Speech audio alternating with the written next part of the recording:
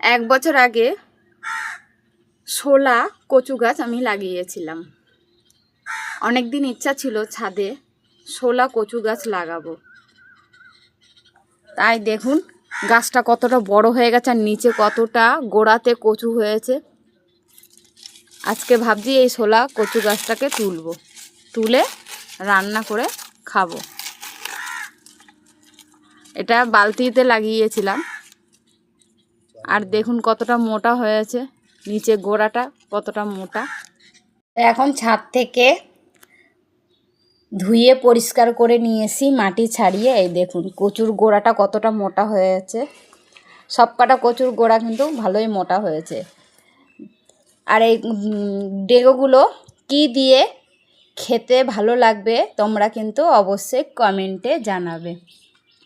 আর এটা সুবিধা কি বলো তো, গোড়াগুলো খাওয়া হয়ে যায় আর ডালগুলো খাওয়া যায়। আর এই লতিগুলো যে আছে ছোট ছোট এই যে বেরিয়েছে সেগুলো কিন্তু খাওয়া যায়।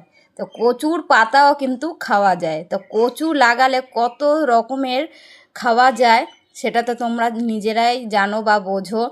তো এখন আমি লাগিয়েছি, এতে আমি কত রকম খেতে পারবো। লতিও খেতে পারবো, কচুর গোড়াও খেতে পারবো, আবার এই যে কচুর ডেগোগুলোও খেতে পারবো, আবার পাতাও খাওয়া যায়।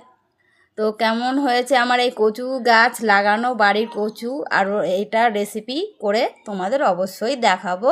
তো টাটা বন্ধুরা, সবাই ভালো থেকো এবং সুস্থ থেকো।